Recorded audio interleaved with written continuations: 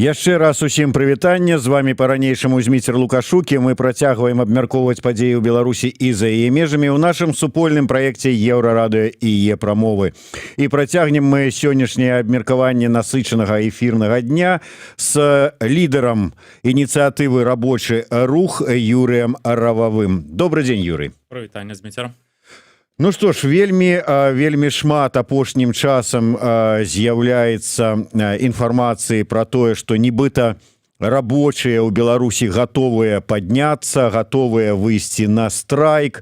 Увогуле, калі сказаць па шчырасці, ад самага пачатку пратэснай вясны 2020 года ці пратэснай восені 2020 года все чакалі, калі ж выйдуць рабочыя, калі рабочыя скажуць сваё слово, маўляў, ну ніводная ж рэвалюцыя не можа перамагчы, калі да яе не далучыцца, як казаў господин Ленин, пролетариат, ну а мы кажам, гэтая частка беларускага грамадства.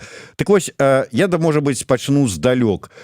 Што ў 2020 годзе стрымала гэтую частку беларускага грамадства ад таго, каб актыўна далучыцца да пратэснага руху? Я не пра тое, што, безумоўна, рабочыя таксама бралі ўдзел у вулічных маршах, акцыях, выходзілі на вуліцы, але вот так, як это па паліталогіі, калі там каля свайго станка там рубільнік вырубіў, вот это вот. Чаму так не адбылося? А я патлумачу вам, Зміцер, чаму так адбылося. Таму што нічога не нараджаецца проста так. І для такіх дзеянняў, для страйкаў патрэбна арганізаванасць. Я аб гэтым ўжо шмат казаў, яшчэ раз аб гэтым кажу, патрэбна арганізаванасць. А адкуль яна можа быць у працоўных? Канешне, ад прафсаюзу. І прафсаюзы былі не ў тым стане, каб зарганізаваць такі страйк, і не была тая колькасць сябраў у гэтых незалежных прафсаюзаў. І, канешне, гэта было зразумела, што з арганізаванасцю будзе цяжка. Тыя страйкамы, якія ўзніклі на прадпрыемствах беларускіх, гэта ўсё адбывалася спантанна, па розных схемах рабіліся страйкамы, таму што хто як лічыў патрэбным зарганізавацца. Напрыклад, на маём прадпрыемстве, на горадня Азот, па маёй ініцыятыве мы вырашылі путём простай дэмакраты гэта зрабіць.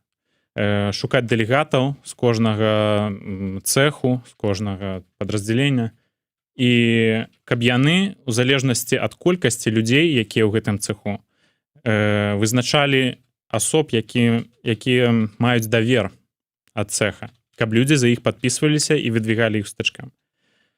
Такім чынам апынулася, што з прадпрыемства, дзе працуе больш за 7 000 асоб, страйкам складаў больш за 100 чалавек.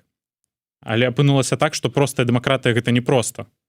І на таком узроўні арганізацыі можна рашаць толькі пытанне да ці не, страйкаваць ці не. І гэта і перашкоджвала, што ў людзей не было досведу. У незалежным прафсаюзе на горадня Азот на той момант заставалася 22 асобы. Гэта сітуацыя, яна падобная да ўсіх астатніх прадпрыемстваў, і толькі, можа, калыханка незалежнага прафсаюза ў Салігорску на Беларускалі, яна адрознівалася. Ну, там больш было за 3000 чалавек, якія аб'яднаныя ў незалежныя, але колькасць больш за 15 000 чалавек працоўных на Беларускалі. Я да чаго кажу? 22 асобы ў незалежным прафсаюзе у той момант, калі на прадпрыемстве працуе больш за 7 000 чалавек. Нема досведу прафсаюзнай працы у большасці людзей. Людзі пачалі шукаць нейкае рашэнне і далучацца туды, у незалежны, адкуль яны беглі раней. Таму што казалі, ага, ты ў незалежным, нам такія незалежныя не патрэбны. Не будзеш майстрам, будзеш заставацца рамонтнікам. І ўсё такім чынам і адбывалася. Прафілакторый хочаш паехаць? Ну так это вырашае Белнафтахім прафсаюз, там камісія. І падманам, такім ціскам на людзей, якія не вяліся на падманы. Людзі выходзілі з прафсаюзу. Былі часы, што там было і амаль 1000 чалавек у незалежным на Азоце. І людзі пачалі потым, пасля таго, як апынулася так, што страйкам не змог выконваць свае функцыі, ціск быў велізарны, аб гэтым магу троху падрабязней расказаць. І людзі пайшлі ў гэтай незалежнай. Там зараз каля 500 чалавек, але гэта ўсё равно не тое, таму што людзі баяцца, людзі не вераць, што гэта выйсце, арганізаванасць, гэта адзінае выйсце. Вось я, дарэчы, пра чалавечы фактар, ну і можа быць пра псіхалогію рабочага чалавека. Ну, в прынцыпе, псіхалогію звычайнага чалавека. Працуе ён на прадпрыемстве, на заводзе, працуе ён, я не ведаю, там у сельскай гаспадарцы, працуе ён у школе ці яшчэ дзе-небудзь. Ўсё ж таки, большасць людзей, як мне падаецца, ну, яны вот такія, якіх у нас называюць, моя хата з краю, да? Якія не хочуць актыўнасці, не хочуць нічога мяняць, не хочуць там абы чаго не здарылася. Плюс вось добра ўзгадвае адзін з нашых гледачоў зараз, што падчас дваровой сустрэчы адной яшчэ па восені 2020 года расказвалі пра тое, як тыя, хто ну вот такія людзі простыя, нікуды не выходзілі і казалі, я ў палітыку не цікаўлюся і не лезу, на МТЗ. Яны радаваліся таму, што могуць атрымліваць стаўку тых, хто пачаў там, выйшаў на забастоўку, ці там на сутках, ці звольнены, ці яшчэ што-небудзь. Так вось, псіхалогія, ўсё ж такі, якая колькасць такіх вот людзей, ну, скажем так, якія лічаць, што вот я жыву ў сваім мірку і вот все астатняе мяне не тычыцца, і ці змянілася зараз колькасць такіх людзей? У які бок? Мне падабаецца глыбіня вашых пытанняў, таму што насамрэч у гэтым і ёсць справа. Людзі ходзяць на працу дзеля чаго? Дзеля таго, каб зарабіць грошы, пабудаваць жытло і жыць. І большасць насамрэч не цікавяць такія рэчы. Што там, як, палітыка, тое, сёе. Все разумеюць, хто такі Лукашенко, а тыя, хто не разумеюць, тым і не трэба нічога даказваць уже зараз. Але як гэта вырашыць пытанне? Як зарабляць больш? Трэба гэтым людзям таксама глыбей паглядзець на гэта ўсё. І гэта яны могуць зрабіць з дапамогай прафсаюза. Яны могуць даведацца пра гісторыю, яны могуць павышыць адукацыю аб арганайзінгу прафсаюзным і як палепшыць сваё жыццё, як быць за яго адказным. Канешне, большасць людзей, не маючы такога досведу, і ў гэтых абставінах, якія зараз ёсць у Беларусі, не хочуць гэтым і займацца. Моладзь з'язджае актыўная, ці ўжо за кратамі, на жаль, а людзі больш старэйшага ўзросту памятаюць, як выціскалі з гэтага незалежнага іх калегаў і іх саміх, і не хочуць паўтараць гэта ўсё. Вось у гэтым справа. І ну, толькі вось для працоўных гэта і ёсць фундамент. Рабіць гэта праз прафсаюз. Таму я несу ўжо далей гэты месседж. Тое, што прапаноўваем мы як рабочы рух, гэта яшчэ больш просты шлях, таму што мы разумеем, што будуць такія абставіны, калі абудзецца грамадства зноў. Ніхто не можа казаць аб тым там заўтра, 1 кастрычніка ці калі, але мы разумеем, што адбудзецца, і ніхто не губляе на гэта надзеі, што гэта адбудзецца хутчэй. І для гэтага мы зрабілі рабочы рух, ініцыятыву, якая можа зарганізаваць страйк, таму што прафсаюз у сённяшніх умовах не можа адысці ад тога рэпрэсіўнага закону ад прафсаюзаў, які існуе, і ад тога працоўнага кодексу, які ўжо цалкам змарнаваны. Яны павінны дзейнічаць паводле яго, таму што тое, што засталося і цягнецца нам у спадчыну з 90-х гадоў, яно попросту знікне і ніякай задачы не вырашыць. Я чую шмат слоў і чытаю пра тое, што незалежныя прафсаюзы не такія ўжо і незалежныя. Не трэба шукаць ворагаў там, дзе іх няма. Вось што я хочу адказаць гэтым людзям. А рабочы рух — гэта, па-першае, спосаб, як зрабіць гэты агульнанацыянальны страйк, як яго скаардынаваць. Вось я у вас жа спытаўся, як змяніліся настроі у рабочых, можа быць, за апошні час, таму што вот мы шмат чуем апошнім часам пра агульнанацыянальны страйк. І ад вас, і ад вашых, я не ведаю, як тут назваць правільна, паплечнікаў, канкурэнтаў. Паплечнікаў. Вось спадар Дылеўскі быў у нас у гасцях, сядзеў на тым жа самым месцы. Яны таксама кажуць пра агульнанацыянальны страйк. Але што змянілася? Глядзіце, калі тады раней былі маглі атрымаць стаўку тых, хто забаставаў, зараз змянілі на рэпрэсіі. І не дай Бог ты там што-небудзь страйканеш, суткі, а то і крымінальная справа. Так вот, па чым вы робіце высновы, што рабочыя больш гатовыя да страйку зараз, чым паўгады таму? Паслухайце. Рабочыя, якія страйкавалі ў 2020 году, і тыя прадпрыемствы, дзе была велізарная актыўнасць, гэта там і Беларускалі, і Азот, і Нафтан, і БМЗ, і іншыя, людзям падвышаюць заробкі, не гледзячы ні на што. Людзей закармліваюць грашыма. Калі мы гаворым пра масу людзей, працоўных, калі твой заробак пасля падзей жніўня і кастрычніка падняўся на 34%, калі ў цябе былі сумневы, страйкаваць ці не, іх будзе яшчэ больш. Таму што жыццё твоё палепшылася, не гледзячы на тое, што ёсць інфляцыя і ўсё астатняе. Трэба з гэтага боку глядзець.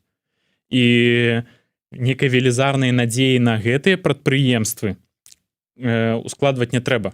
Яны далучацца, але зараз людзей закармліваюць грашыма. Да нас прыходзілі дакументы аб тым, як в канцы таго года горадня Азот браў крэдыт у Беларусбанку, закладваў маёмасць, а мэта гэтага крэдыта — выплата ЗП. І ў гэты час людзям распавядалі: «Всё супер, всё палепшылася, мы сталі зарабляць больш, і вось таму мы паднялі заробкі». Не, гэта ўсё з-за страйкаў. Тая самая сітуацыя на Беларускалі. Гэты 100% прэміі і ўсе астатнія, дзе былі страйкамы. Там людзей закармліваюць грашыма. Але вы бачыце тое, што пачынае выбухаць у нейкіх месцах, у якіх няма кантролю, у якіх няма гэтых намеснікаў па бяспеке, па кадрах, дзе людзі атрымоўваюць заробак і кажуць: не, мы так працаваць не будзем. Канешне, адразу, як хутка туды сцякаюцца ўсе, гэтых людзей супакоіць, з імі размаўляць. Размовы і супакойванне змяняюцца ціскам. І таму мы не бачым тых самых кіроўцаў з хлебазавода, былі такія звесткі, не ведаю, чулі вы ці не, што там распачаўся страйк. І гэтых выпадкаў адбываецца ўсё больш і больш. Калі інфляцыі не адчуваюць людзі на вялікіх прадпрыемствах, дзе былі страйкі, то пра малых ніхто не памятае. І вось такое здараецца. І, канешне, будзе той момант, калі гэта можа перарасці ў нешта большае, і мы павінны быць да яго падрыхтаваныя. Калі па вашых прагнозах будзе гэты момант? Вось Дылеўскі той жа самы заяўляў, што ў кастрычніку нешта ўжо будзе. Хаця я яму канкрэтна казаў, вось ваша заява пра перадзабастовачны стан, што вось зараз ўсё выбухне, вам не падаецца, што напаўторыць іншыя там лёс ультыматума Ціханоўскай, які яна аб'яўляла, які не спраўдзіўся і ударыў па яе іміджу, так і тут будзе. Ваш прагноз. І ўвогуле вы не каардынуецеся з Дылеўскім вось у гэтым перадзабастовачным стане, ці можа бы адгаварвалі ад яго? Мы размаўлялі, мы давалі дакладныя прапановы аб тым, што мы як можам зрабіць, але гэты бок не ідзе на кантакт, і іх свае ёсць прычыны. І цікава, што амаль тое ж самае я чуў з таго боку наконт вас. Што мне нешта прапановалі? Што не ідзеце на кантакт. Ага. А ці даўно вы размаўлялі з Сергеем Дылеўскім, прабачце, не сачу так? Тыдзень таму. Тыдзень таму? Можа, гэта было крыху пазней, пасля таго, як мы размаўлялі. Будзем спадзявацца. І ёсць дакладная прапанова, і Сергей ведае аб тым, што і як можна зрабіць, і будзем чакаць, таму што... Добра, ваш прагноз наконт таго, што ўсё ж такі ці варта казаць, што перадзабастовачны стан зараз на прадпрыемствах Беларусі, што гатовыя рабочыя масава далучыцца да страйку, і асабліва звернем увагу на тыя рэпрэсіі, на тыя затрыманні і арышты, якія пачаліся у тым ліку і на вашым былым прадпрыемстве. Мой прагноз у тым, што як мы ўвайшлі ў перадзабастовачны стан, так мы можам з яго і выйсці. Па ітогу, выйдзе Сяргей і скажа: Патаптаўшыся на месцы. Перадзабастовачны стан там скончыўся. Гэта першы варыянт. Чакаем новага. Чакаем іншага, так. Іншы варыянт развіцця падзей, калі Сяргей выходзіць і кажа нам аб тым, што всё, яшчэ там некалькі дзён, і мы страйкуем. Я спадзяюся, што ён гэтага не зробіць, не ўзгадняе з намі, хаця б не кансультуюся з тымі, у каго пабольш ведаў аб тым, што адбываецца на прадпрыемствах і як гэта працуе, па-першае. Таму што так, гэта будзе памылка. Калі Сяргей не ўзгадніць, не пачуе астатніх. Сяргей зрабіў добрую рэч у жніўні 2020 года. Ён стаяў перадзе калоны, ён выйшаў з людзьмі ў Менск са свайго прадпрыемства і быў патрэбен гэты чалавек на зямлі. Такім самым быў я ў горадзе на сваім прадпрыемстве. Але трэба працаваць далей. Трэба цікавіцца тым, як гэта можа адбыцца. І рабіць дзеля гэтага нешта. Каб калі яно адбудзецца, выбухне, мы на гэтай хвалі праехаліся, але яна нас загарнула зноў. І, канешне, наступны правал абвяшчэння страйку агульнанацыянальна, ён адкіне нас яшчэ далей. Таму што жнівень, страйк не адбыўся, людзі сваёй галавой разумеюць, што не ўсё так проста.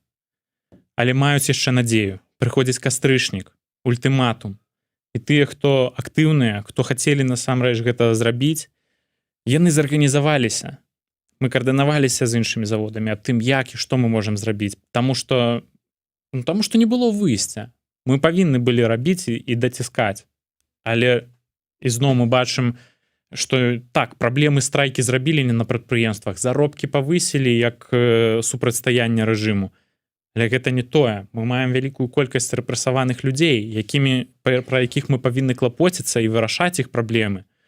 Таму што мы заклікалі да страйку, таму што Святлана заклікала да страйку, і гэта нашыя праблемы, і мы іх вырашаем. І калі мы зробім яшчэ такую адну спробу, яна нас адкіне яшчэ далей. І ніякім перадзабастовачным стане немагчыма будзе казаць доўга. Таму што гэта псіхалогія. Юрий, все ж таки мы чакаем, гэта, відаць, все ж таки для картинки заўсёды добра, калі гіганты, там, Гродно-Азот, Нафтан, там, МТЗ, там, вот такие вот узялі, забаставалі, сталі прыгожа, масава, вот выглядае это ўсё, і рашуча так. Але вось правильно задае пытанне адзін з нашых гледачоў, які пытаецца, а можа не адтуль чакаецца забастоўка, калі будзе забастоўка не на адным, двух, трох ключавых гігантах, а вельмі шмат забастовак на дробных прадпрыемствах, якіх не заліваюць крэдытамі і грашыма. Зміцер, аб чым я і казаў, што мы павінны чакаць выбуху не з гэтай стараны, а вось якраз ад большасці малых. Таму і распрацавалі з найлепшымі праграмістамі беларусамі, якія зацікаўлены ў змяненні сітуацыі на Беларусі, гэту платформу рабочы рух па нашаму тэхнічнаму заданню. Каб мы маглі скаардынаваць гэта все, каб мы маглі аказаць дапамогу людзям, якія далучыліся да страйку, каб мы мелі дакладныя звесткі аб тым, колькі страйкуе людзей, якія будуць пацвярджаць гэта не толькі тым, што вось я здесь націснуў і я страйкую, якія будуць даваць пацвярджэнне, але гэтыя даныя ананімныя. Да того моманту, пакуль ты не просіш дапамогі. І гэтыя дадзеныя ў абязлічаным відзе мы можам адаслаць людзям, паказаць, вось, сёння страйкуе столькі людзей, і яны засталіся дома ці знаходзяцца недзе ў іншым месцу, гэта нас не цікавіць. Але яны не на тэрыторыі прадпрыемства. І менавіта так мы можам толькі гэта скаардынаваць, калі мы хацім абайсці гэта будаўніцтва прафсаюзаў, але гэта нам будзе патрэбна ўсё роўна.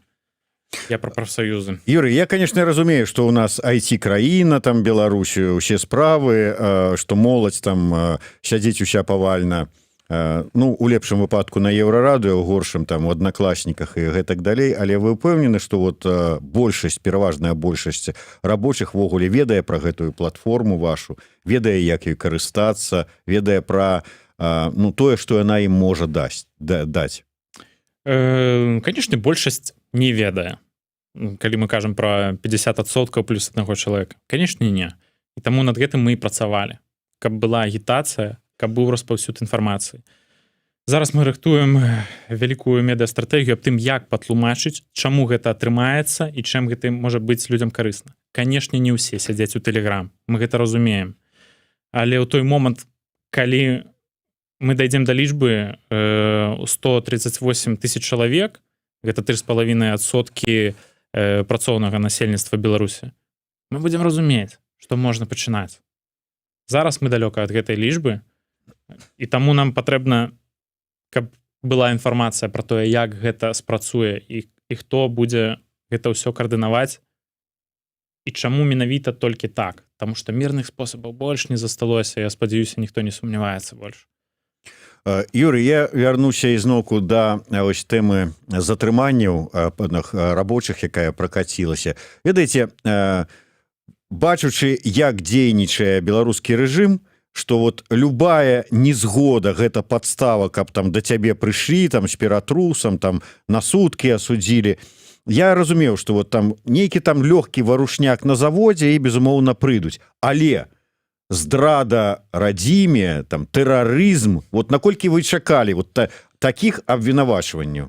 Ну, конечно, ніхто гэта не мог чакаць. Як гэта паўплывае на агульны настрой рабочых? Магу адказаць на пытанне, як гэта ўжо паўплывала. Людзі спрачаюцца на прадпрыемствах. Таму што вось гэта самая такая праслойка, якую называюць такім словам хатаскрайнікі, якія разумеюць, хто такі Лукашенко, але не хочуць лезці. Яны шукаюць сваёй галавою сабе апраўданне, чаму не патрэбна дзейнічаць, чаму не трэба браць агітку і данесці там да больш дарослых аб тым, як гэта можа спрацаваць і патлумачыць ім, як скарыстацца тэлеграмам. І людзі спрачаюцца паміж сабой. Вось гэта дрэнна. І гэтым займаецца і КДБ, яны спрабуюць нейкія слухі, акрамя такіх кратоў, якога мы вылічылі, закінуць, аб тым, што там гэты дрэнны, там гэты нешта яшчэ там зрабіў. Некія такія чуткі, каб людзі ў іх варыліся. Дарэчы, Юрый, вельмі важнае пытанне, выбачаюся, што перабіваю. Я разумею, вот, ну, дастаткова складана можа вылічыць ці не вылічыць, але вот закінуць, скажем так, крата, ну, не ведаю, там, в асяродак журналістаў, там, ці в асяродак якіх-небудзь там у палітычную партыю, структуру якую-небудзь, але працоўны калектыў. Все свае, все рабацягі, плюс нейкія, ну, вот, нюансы прафесійныя, якія чалавек збоку, прыйшоўшы, закінуты, не ведае. Ну, то есть, вот адразу ж бачна, што что-то с ним не то, Шарапов, ты какой-то не такой. Вот як вот это вот, вы можете патлумачыць, як такое можа здарацца? Наколькі можна чакаць, што зараз паўсюль у кожнай брыгадзе будзе вот такі свой крот?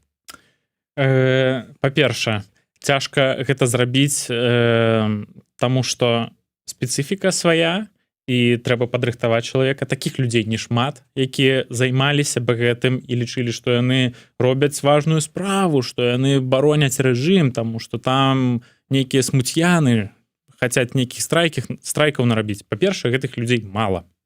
Па-другое, тое, аб чым вы казалі, што людзі адзін аднаго ведаюць.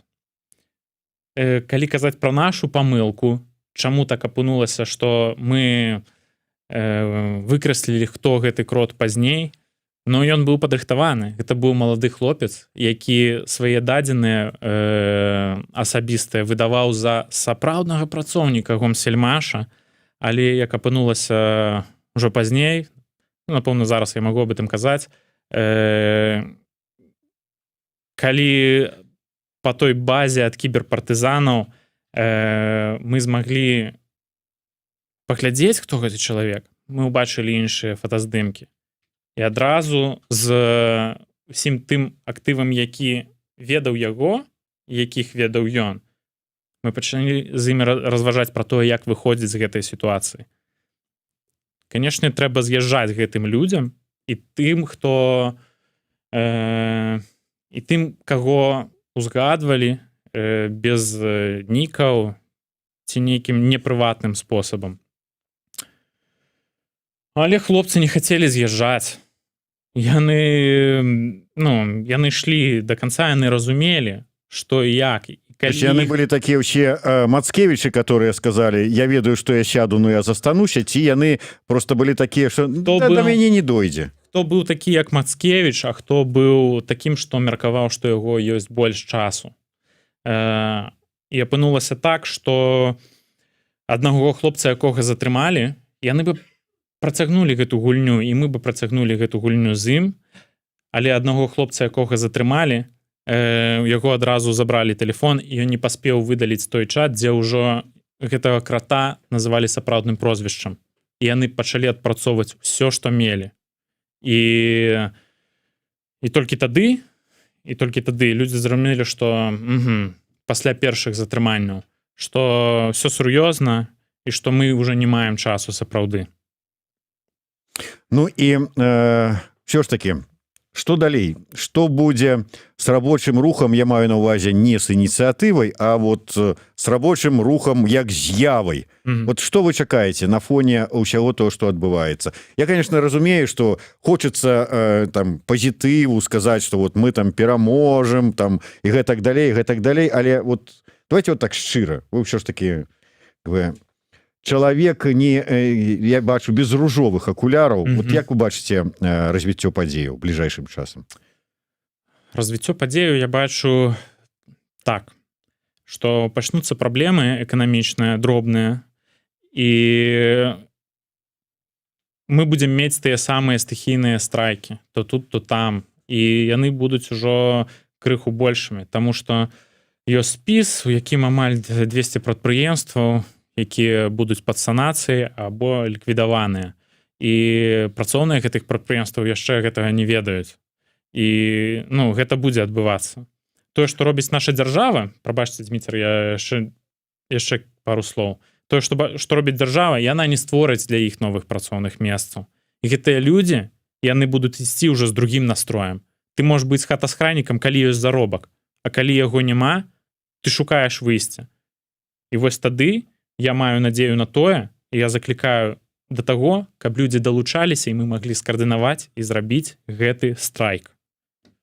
Я просто да таго, што, глядзіце, уся гісторыя менавіта такога рабочага пратэсту, пралетарскага, як хочаце яго назавіце, ён паказвае, што калі халадзільнік пусты, і рабочыя з-за гэтага выходзяць на вуліцу, то яны не выходзяць на вуліцу з лозунгамі «Даеш дэмакратыю», «Свабоду палітвязням», «Ціхановскую прэзідэнты» і гэтак далей. Яны прыходзяць з лозунгамі «Хлеба».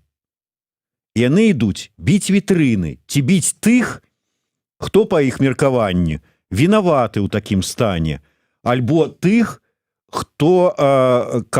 на каго ім показала прапаганда, ці ўвяла ему галаву, што вот гэтыя вінаватыя. А прапаганда зараз вядома, на каго працуе. Калі простыя людзі, якія не цікавіліся палітыкай, не разбіраюцца ў тым, там, куды ездзіць Ціхановская, да чаго заклікае Латушка і гэтак далей, але наслухаюцца Азаронка, і што вот вінаватыя вот гэтыя ў тым ліку і Рававы, які заклікаў да санкцый, хаця, можа, і не заклікаў, то пойдуць біць яго, там шукаць, дзе б яго там знайсці і адкалашмаціць.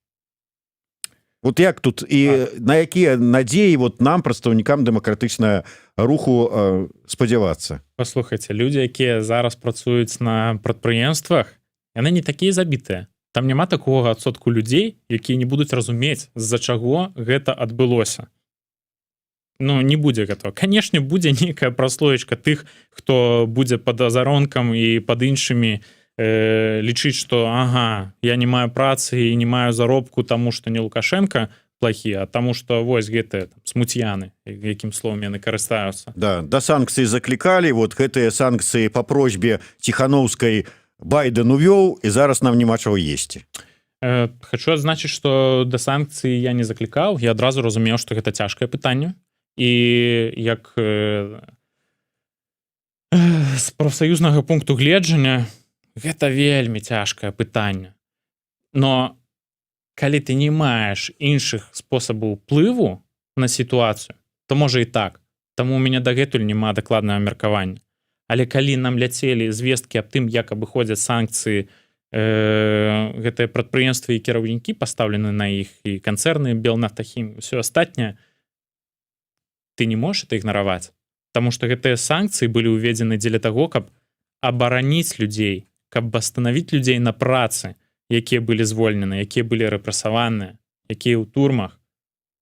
І як ты можаш гэта ўзяць і палажыць паліцыю недзе? Ну, канешне, ты будзеш шукаць, куды гэта аддаць усё, таму што людзі маюць надзею на іх. І ты актыўныя, хто сапраўды ў той фазе, калі мы будзем у сапраўдным перадстрайкавым становішчу, яны абудзяцца, яны зараз робяць гэта. Яны шукаюць выйсці такім чынам, акрамя таго, каб арганізаваць сваіх калег. Таму што яны разумеюць, што трэба зараз перачакаць і будзе лепш. Няма таго адсотку людзей добрага, які будзе лічыць, што гэта санкцыі нас згубілі, а не Лукашенко. Я бачу, што людзі разумеюць, што санкцыі гэта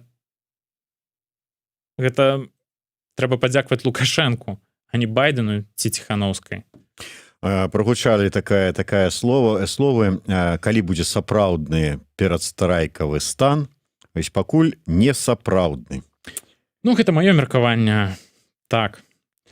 Мне яшчэ одно пытанне не дае спакою, просто для вас, як для чалавека, які выйшаў з працоўнага калектыву. Ведаеце, калі прыгадваюць сталінскія рэпрэсіі, то якія былі там, я не ведаю, там настроі ў грамадстве. Калі за гэтым прыйшлі, то, відаць, недарэмна ж, што-то там, відаць, ён не так зрабіў. Калі гэтую арыштавалі, то, відаць, не такая ўжо яна і анёл была, это ваша Тамара Сергеевна. І сам вінаваты ў тым, што за табой прыйшлі. Зараз, якое стаўленне, скажем, у рабочых Гродна-Азота да той сітуацыі, в якую патрапілі затрыманыя людзі, якіх абвінавацілі ў здрадзе дзяржавы? Дзе салідарнасць? Вось, толькі сёння аб гэтым размаўлялі з людзьмі з працоўнага калектыва з Азота. Не буду удакладняць, таму што будзе шмат увагі. І ёсць спрэчкі паміж людзьмі, знаходзяцца тыя, хто пачынаюць казаць аб тым, наслухаюцца прапаганды гэтых вырваных з кантэкста фразаў аб нейкіх там выбухах на прадпрыемствах і аб астатнім, аб тым, што яны што, яны, можа, і самі на гэта напрасіліся, но гэтыя людзі хутка замыкаюць свой рот, таму што большая частка іншага меркавання. Канешне, без такога няма. Вось тое, аб чым вы кажаце, такая інфармацыя, толькі сёння аб гэтым размаўляў з людзьмі, тым, як рэагуюць на тое, што затрымалі нашых хлопцаў. То есть, ёсць такія настроі, прапаганда троху працуе. Так, троху. Все залежыць ад той ступені, якой працуе. Канешне, ёсць людзі, на якіх гэта можа паўплываць. Але такога, што сваіх адбіваць да гэтага далёка. У той дзень, калі затрымалі яшчэ на допыту КДБ іншых супрацоўніках, якія былі па меркаванню КДБ неяк звязаны з затрыманымі азотаўцамі, якіх перавезлі ўсе за КДБ ў Мінск, то